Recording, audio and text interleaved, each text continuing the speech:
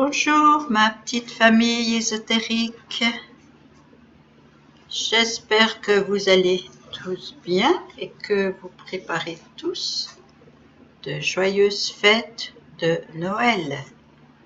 En tout cas, je vous le souhaite.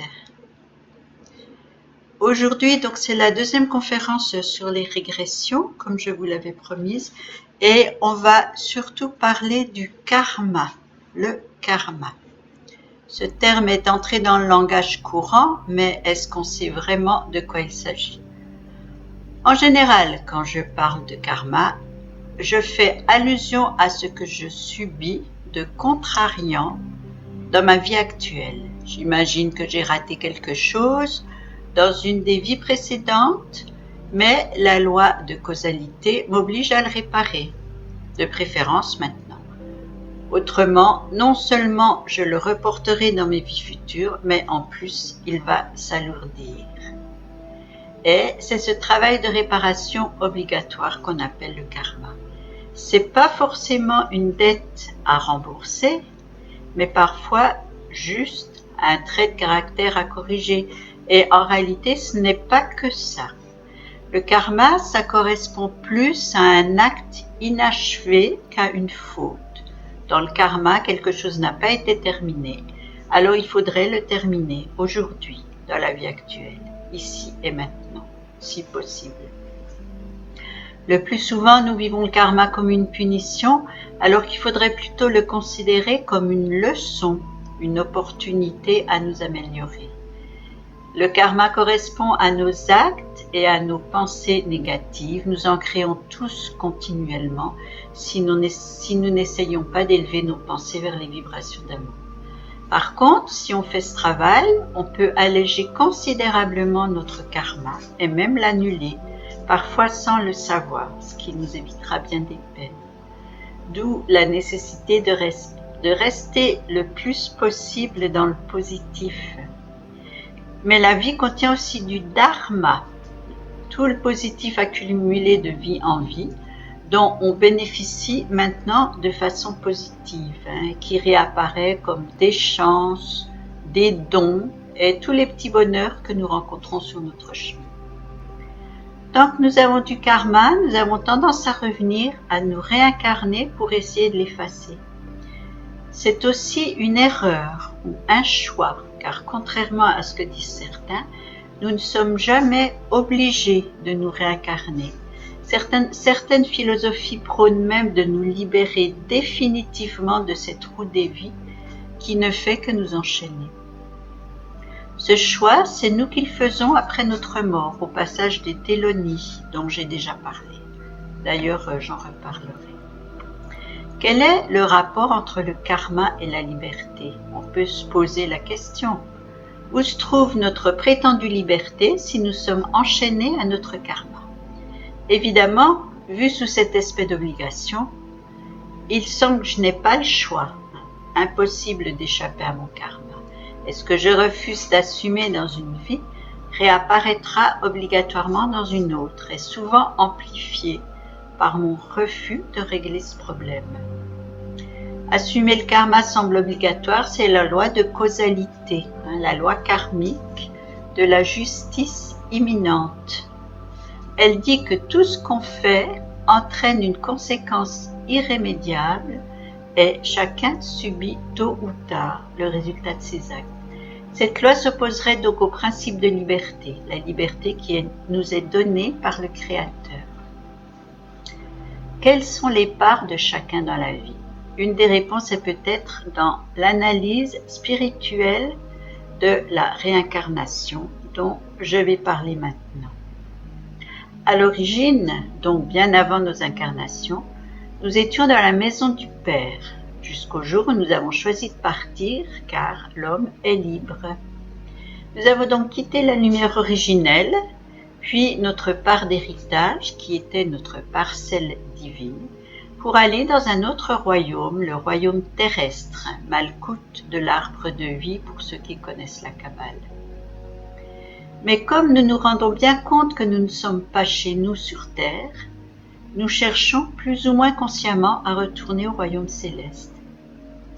Alors nous nous réincarnons, nous expérimentons notre libre arbitre jusqu'à ce que nous comprenions que nos initiateurs ont raison, tout simplement parce qu'ils ont expérimenté avant nous. Au niveau de la démarche spirituelle, ces réincarnations sont donc le processus pour revenir à la maison du Père, en nous purifiant un peu plus à chaque vie, jusqu'à redevenir corps de lumière. Et c'est le but spirituel, retourner vers notre source de lumière.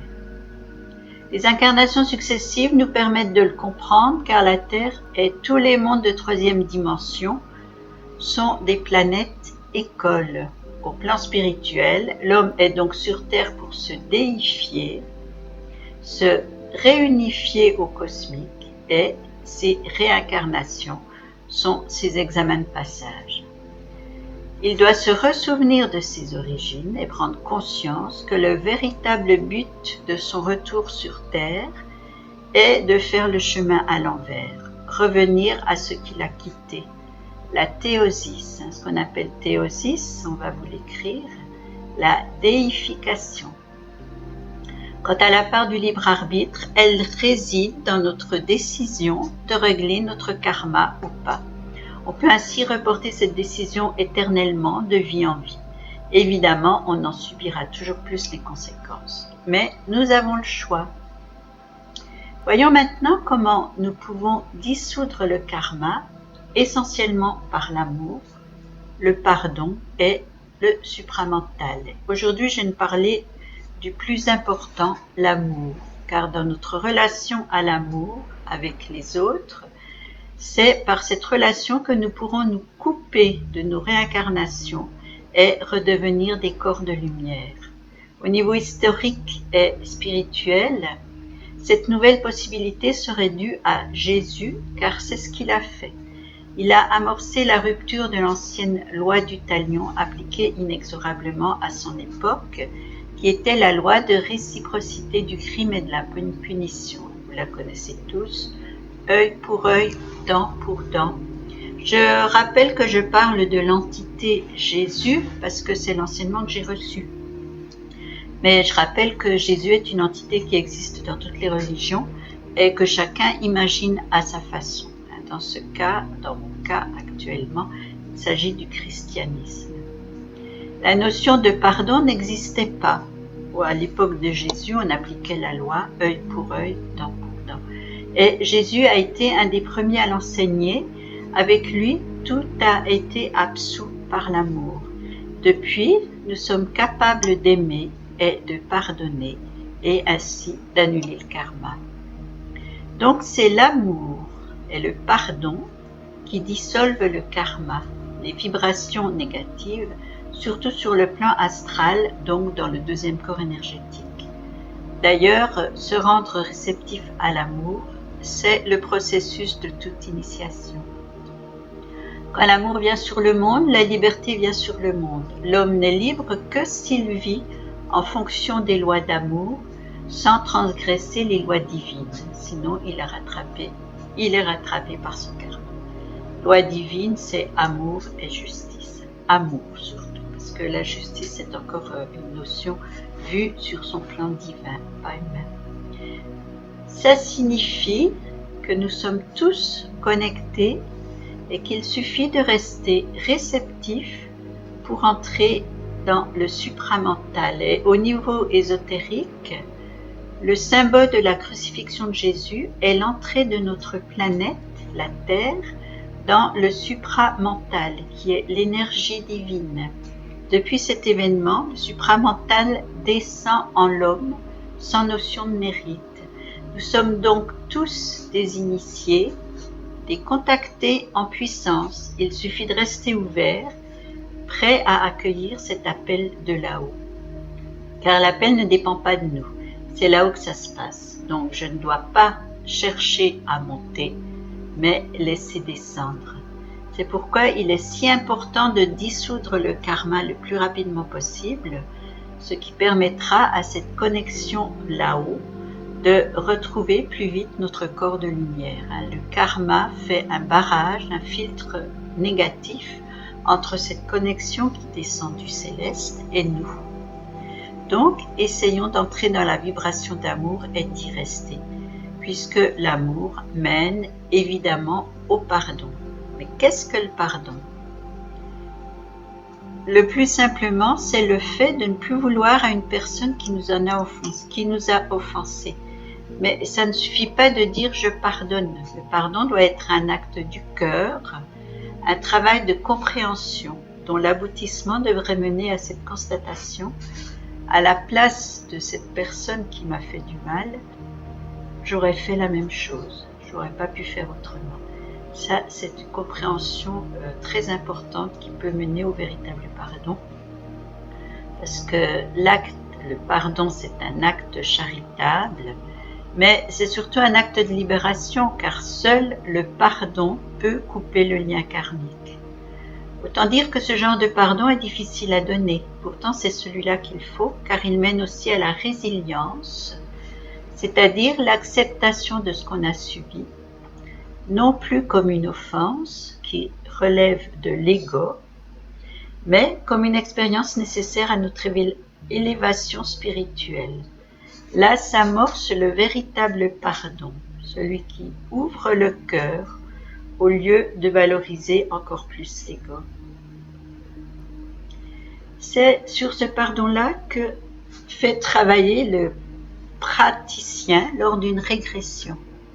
C'est-à-dire, à la fin de la régression, le régresseur nous fait couper les liens karmiques en nous faisant expérimenter le pardon, parce que c'est le seul dont l'énergie soit capable, le pardon est le seul élément dont l'énergie soit capable de dissoudre le lien karmique dont nous subissons encore les conséquences aujourd'hui. Il existe plusieurs principes par rapport à la réincarnation et le plan matériel. Il en existe 3. Les expériences de la vie ne sont pas importantes en elles-mêmes. Elles devraient être ressenties de façon bénéfique parce qu'elles sont le signe que celui qu'on appelle Dieu nous juge digne de passer à une autre étape. Je rappelle, l'entité de Dieu est telle que chacun l'imagine. Ce qui compte, c'est de retenir la leçon et d'oublier le reste.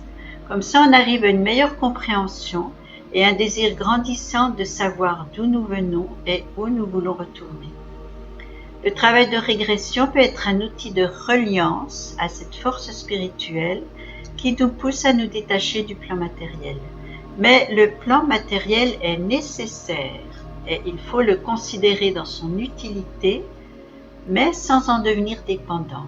Le plan matériel n'est pas négatif ou positif en soi, mais c'est notre façon de l'utiliser qui peut l'être. Au départ, le plan matériel nous permet d'expérimenter notre corps physique. Il doit nous apprendre également à équilibrer notre ego, qui risque de devenir notre maître, alors que le seul maître auquel nous devons nous soumettre est notre maître intérieur.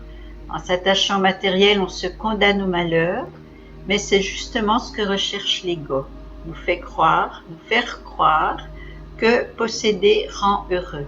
C'est d'ailleurs quand l'envie de posséder disparaît que l'on sort de la souffrance et que l'on sait que l'ego est équilibré.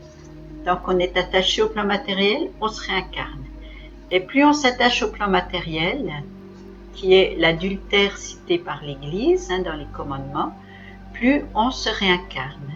Car notre personnalité, notre ego, a été conditionné par le désir de posséder dans le but de combler notre manque d'être.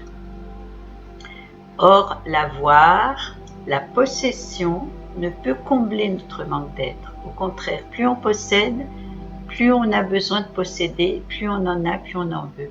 Parce que ce ne sont pas les mêmes vibrations et les unes ne pourront jamais remplacer les autres. C'est pourquoi ce sentiment de manque est si difficile à définir, comme dans la chanson d'Alain Souchon que je cite souvent, l'ultramoderne solitude. Quelque chose manque quelque part et nous fait souffrir. Mais qu'est-ce que ce manque qui nous pousse toujours à nous réincarner? Il existe 3 principes par rapport à ce manque. Le premier principe est le principe de possession. Il nous rattache à la terre et au corps physique. Le deuxième principe est le besoin de pouvoir pour combler le manque d'amour. Le pouvoir donne l'impression que les autres font quelque chose pour nous. Il est rattaché au corps astral. Le troisième principe est l'orgueil. L'orgueil, c'est l'opinion souvent exagérée de notre valeur personnelle et l'orgueil est rattaché au corps mental. Ces trois principes nous rattachent à la terre, au plan de troisième dimension, alors que notre but inconscient est de nous séparer de ces lieux. Pour évoluer, on doit donc être confronté à ces trois principes et leur résister, alors qu'ils nous tenteront de plus en plus durant toute notre vie, comme ils l'ont fait dans nos vies précédentes et comme ils le feront dans nos vies futures, tant que nous nous réincarnerons. Et tant que nous n'aurons pas compris qu'en réalité, nous sommes en manque d'être et pas en manque d'avoir, nous nous réincarnerons. En psychologie, on dit que l'ego est équilibré quand on n'a plus l'envie de posséder, quand l'envie de posséder a totalement disparu. Choisir de faire des régressions, c'est donc un travail qui demande du courage, car il éveille des choses qu'on ne supportera pas forcément. Ce n'est pas facile de découvrir ce qu'on a pu être de négatif et décevant dans une vie antérieure. Pourtant, si le but de ce travail est de s'améliorer aujourd'hui, la régression est bien une voie de mieux-être, d'autant plus que dans ce cas, nous entrons dans des dimensions différentes, des vibrations, où le jugement de valeur n'existe plus. Alors, quoi qu'on retrouve dans ce type de recherche, il faut toujours le considérer non comme condamnable ou pervers, mais comme une expérience nécessaire pour comprendre quelque chose, d'autant plus que c'est nous-mêmes qui nous transmettons ces informations à travers l'astral et que nous restons seuls dépositaires de nos actes. Nous sommes nos propres ancêtres, n'oubliez pas cela.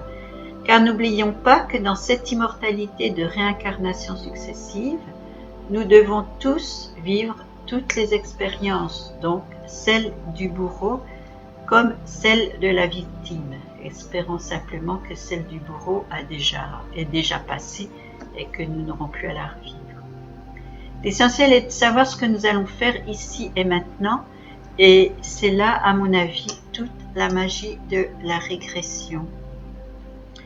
Dans la prochaine vidéo, on va essayer de vous donner une trame de régression que vous pourrez faire vous-même, seul, en méditation ou simplement en imagination.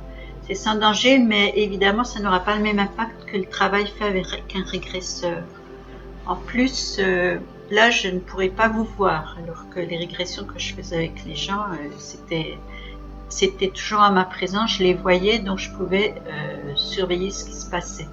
Mais on va quand même essayer, et pour les personnes qui le souhaitent, on essaiera de le faire en direct, mais avec prudence. Alors, je vous donne rendez-vous à la prochaine vidéo, et on pourra peut-être aborder les régressions de façon plus concrète. En attendant, je vous dis au revoir, à bientôt, passez de bonnes fêtes de Noël, de bonnes fêtes de bien d'année, de fin d'année, de bonnes fêtes de fin d'année. À bientôt, au revoir.